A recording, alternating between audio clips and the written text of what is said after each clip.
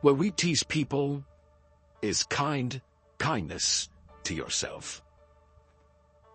Do you think if I taught myself kindness, and I agree with it, guys, so many people take me out of context, it's ridiculous. Take it however the fuck you want to take it. When I was 300 pounds, rethink that conversation would have got me if I spoke kindness to myself. I'll tell you where it gets me.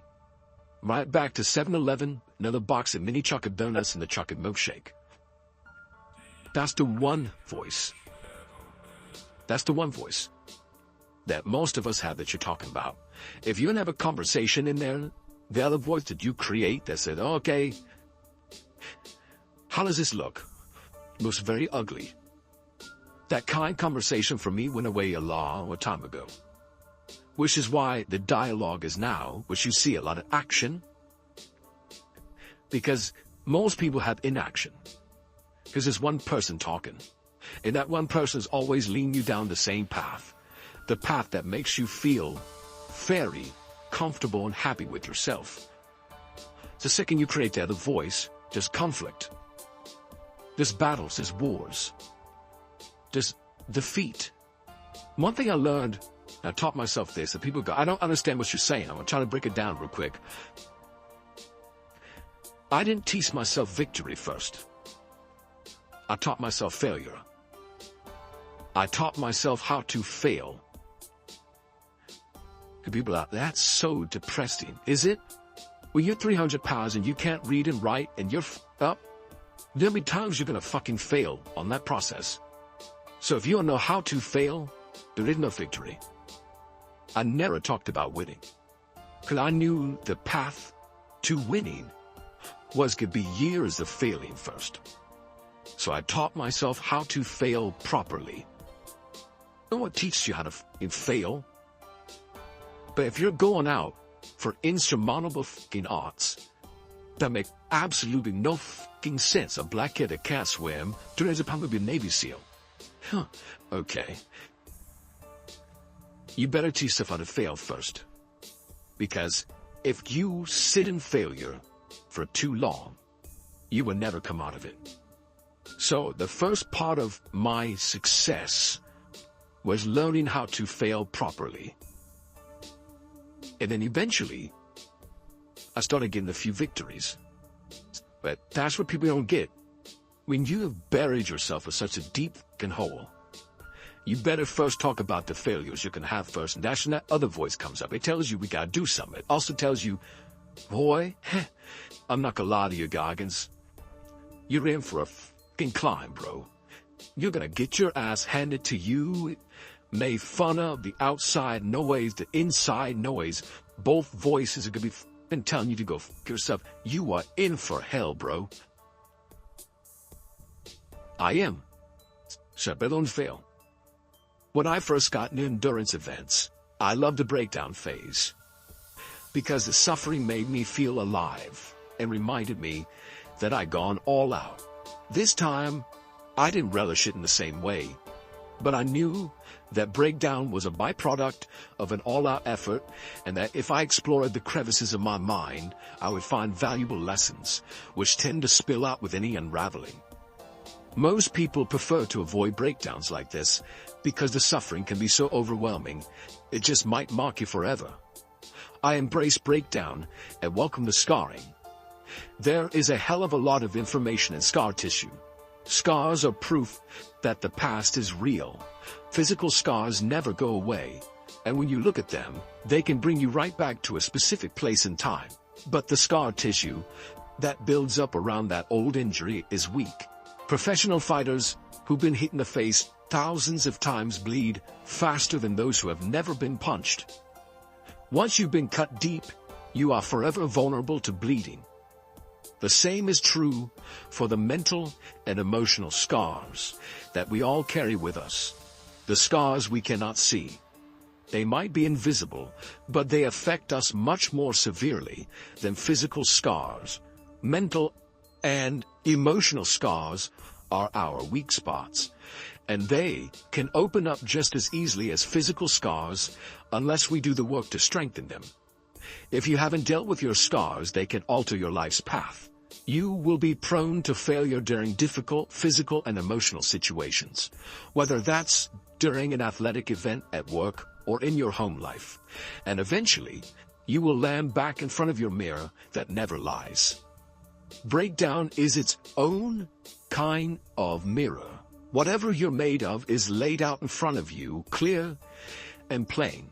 Your history and mindset become a weather-old map, ridged with your scars.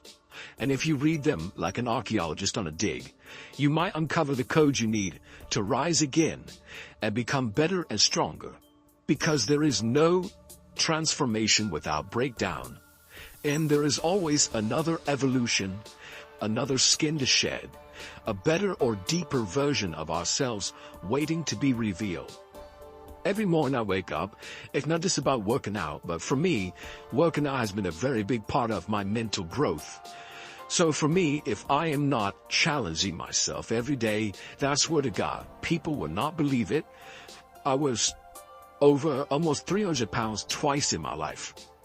A person that does that twice in his life does not enjoy cardiovascular activity. Are you okay? Yeah. So people can put anything they want to in their head.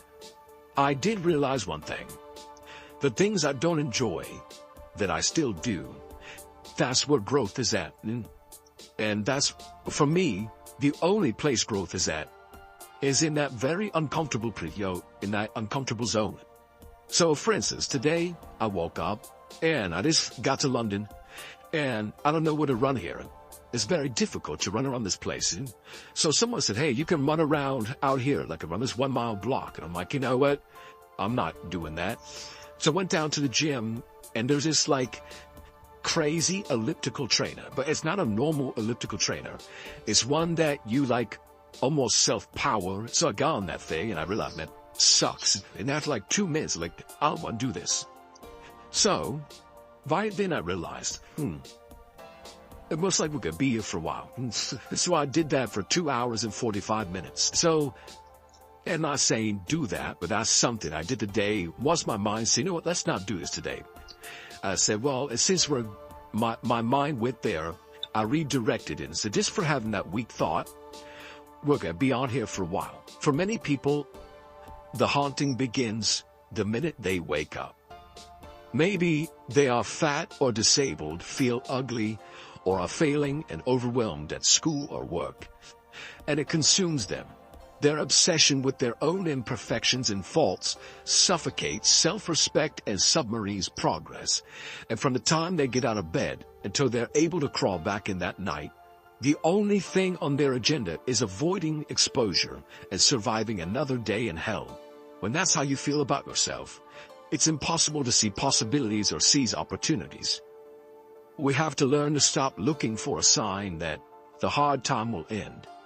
When the distance is unknown, it is even more critical that you stay locked in so the unknown factor doesn't steal your focus. The end will come when it comes.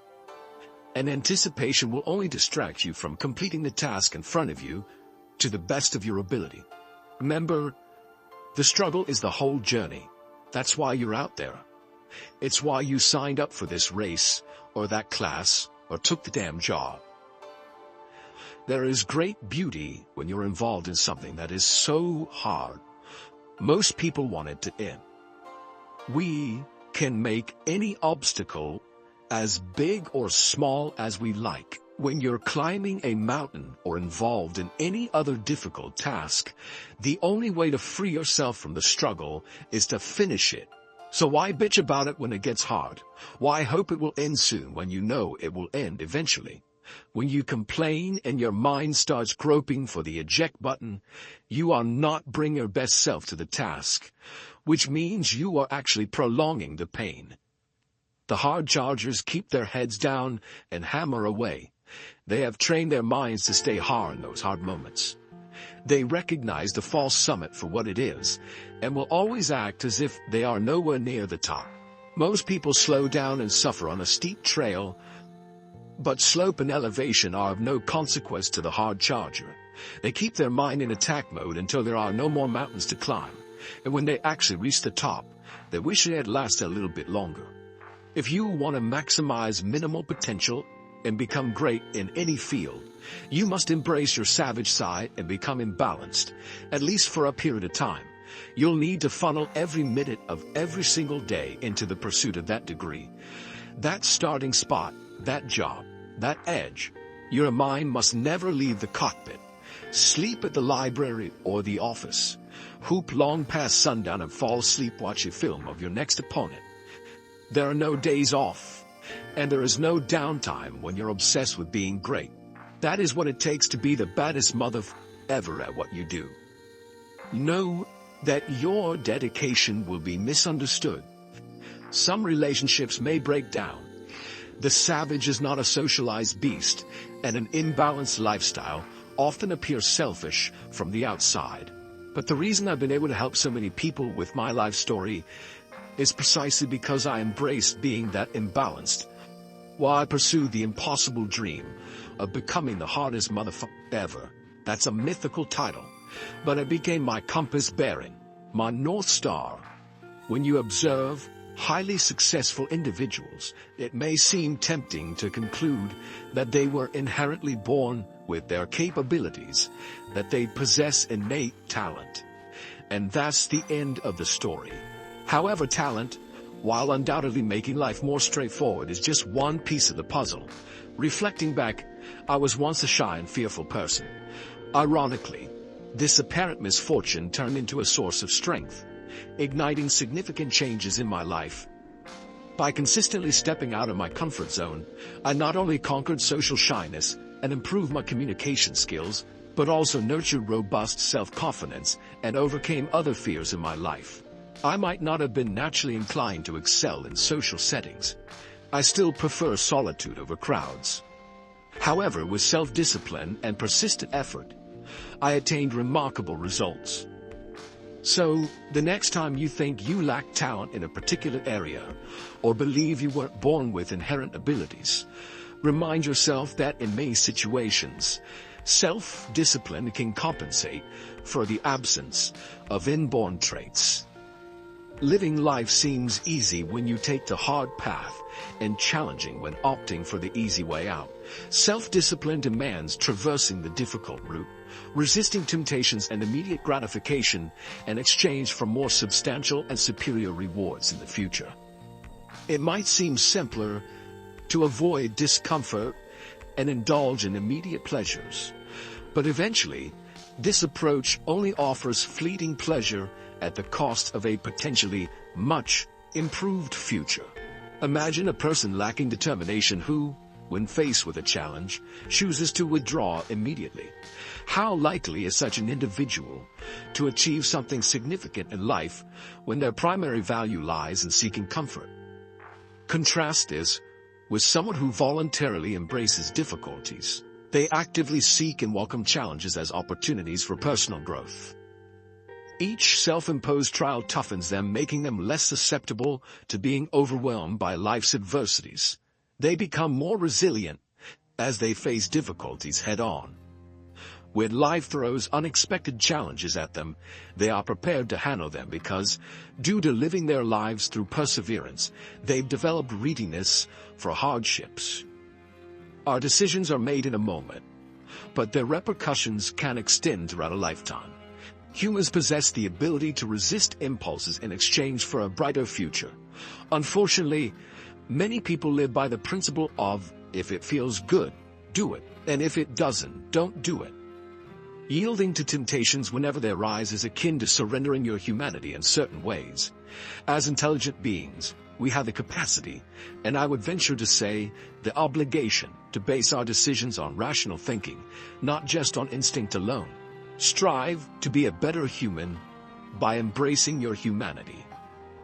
Exercise your willpower muscle instead of surrendering to the most primal and least beneficial part of your brain for long-term goals.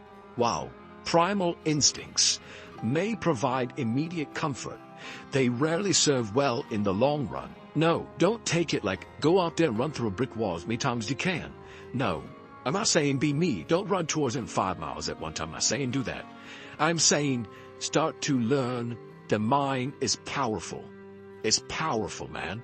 It's unbelievable. But the people they need a thing to get them going, right? They need a thing, right? They need a goal. They need a like it's what sometimes the first step is the hardest. Like it's hard to take that 1 million step too, but sometimes the first step is the most, something about the, what do I do? They start going over their phone. They start calling people. They don't get out of the house, right? And there's something about procrastinations, like it's painful. You should be doing things, but you just keep doing it. You keep itching that scab. I procrastinate, man, every day. That was so funny, man. People looking like I'm some damn superhero that came down from the gods, from the heavens of earth. No, man, I don't want to do. I'm looking at my shoes for 30 minutes sometimes thinking, man, people look up to you, Goggins. Them. I'm like, I want to do this shit, man. But guess what? You do it. I'm going to do it as long as you do it. And that's what I know about it, man. That's what I stopped doing. I'm thinking, man, you sit here, you look at your shoes for 30, 40 minutes. You go think about it all day long. You go do it anyway. And sometimes you don't have the time to look at your shoes for 30 minutes. Nah, those are the beautiful days. Yes, it's, you just have to go. That's right. And so, like, there's no room for procrastination. And that's when I was in the military, I loved my schedule. Because I knew I had to be work at 7 o'clock. So you better get your ass up at 4 o'clock, man.